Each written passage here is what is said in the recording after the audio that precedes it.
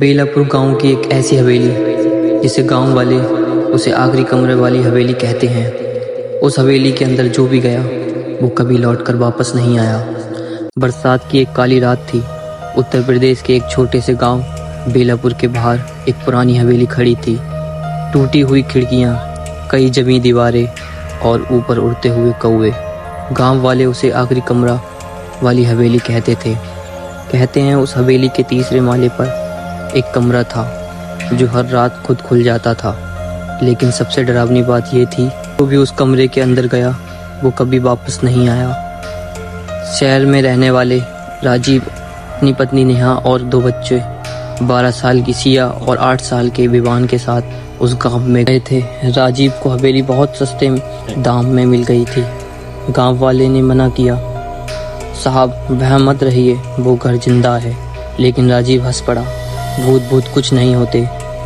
और उसी शाम वो परिवार हवेली में रहने आ गया। रात के करीब 1 बजे ठक ठक ठक नेहा की आंख खुली। ऊपर से किसी के चिल्लाने की आवाज आ रही थी। उसने राजीव को जगाया, सुनो ऊपर कौन है? राजीव नींद में था।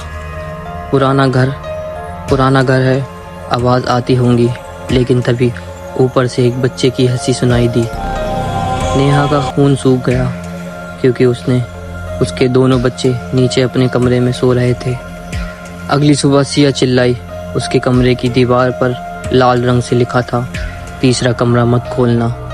राजीव गुस्से में बोला, ये सब बच्चों की शरारत है। लेकिन सिया रोने लगी, मैंने नहीं लिखा पापा। तभी विवान बोला, कल रात एक आंटी आई थी, उन्होंने लिखा। पूरा घर शांत हो गया। नेहा ने डरते हुए पूछा, कौन आंटी? विवान बोला, उसका चेहरा नहीं था। उस रात बिजली चली गई, पूरा घर अंधेरे में डूब गया। राजीव टॉर्च लेकर ऊपर गया। पहली मंजिल खाली, दूसरी मंजिल टूटी हुई कुर्सियां, फिर तीसरी मंजिल, वहां एक लंबा गलियारा था। आखिर में एक काला दरवाजा, दरवाजे पर जंग लगा ताला था। लेकिन वो धीरे धीरे खुद खुल रहा था। अंदर से ठंडी हवा आई और किसी औरत की आवाज, राजीव डर गया, कौन है? अचानक टॉर्च बंद हो गई, पूरा अंधेरा। फिर उसके कान के पास किसी ने फुसफुसाया, तुम देर से आए। राजीव चीखता हुआ नीचे भागा। अगले दिन नेहा को स्टोर रूम में एक पुरानी फोटो मिली। उसमें वही हवेली थी और एक परिवार, पति पत्नी और 2 बच्चे। लेकिन तस्वीर की औरत का चेहरा पूरी तरह काला था। फोटो के पीछे लिखा था 1948 आखिरी परिवार। नेहा ने गांव के बूढ़े पंडित से पूछा, पंडित कब गया? उसने बताया, सालों पहले उस हवेली में एक परिवार रहा करता था। एक रात पति ने शक में अपनी पत्नी को तीसरे कमरे में बंद कर दिया। वो औरत 3 दिन तक अंदर चीखती रही, फिर उसकी मौत हो गई। मरने से पहले उसने कहा था, अब हर परिवार मेरा परिवार बनेगा। उसके बाद जो भी परिवार वहाँ रहा गायब हो गया। उस रात अचानक विवान गायब हो गया, पूरा घर खोजा गया। फिर ऊपर से उसकी आवाज़ आई, मम्मी। तीसरे माले से राजीव और नेहा दौड़कर ऊपर पहुंचे। तीसरे कमरे का दरवाज़ा खुला था। अंदर पूरा कमरा सड़ा हुआ था, दीवारों पर नाखूनों के निशान। बीच में विवान खड़ा था, लेकिन वो अकेला नहीं था। उसके पीछे एक औरत खड़ी थी, सफ़ेद साड़ी, लंबे बाल और बिना चेहरा। उसने धीरे धीरे विवान के सिर पर हाथ रखा, अब ये मेरा बेटा है। नेहा चीख पड़ी। राजीव बच्चे को पकड़ने दौड़ा, लेकिन तभी कमरे का दरवाज़ा खुद बंद हो गया। अंदर अचानक हजारों आवाज़ें गूंजने लगी, बच्चों के रोने की आवाज़, औरतों के चीखने की आवाज़। दीवारों से खून बहने लगा। फिर उस औरत ने अपना चेहरा उठाया। उसके चेहरे पर सिर्फ काला गड्ढा था और उस गड्ढे के अंदर दर्जनों आंखें खुल रही थी। वो बोली, हर परिवार अधूरा होता है, मैं उसे पूरा करती हूँ। तभी सिया रोते हुए बोली, मम्मी पीछे देखो। नेहा पीछे मुड़ी।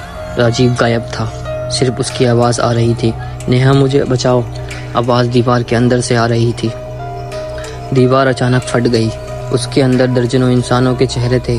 सब दीवार में जिंदा चुने हुए थे। उनमें से राजीव भी था।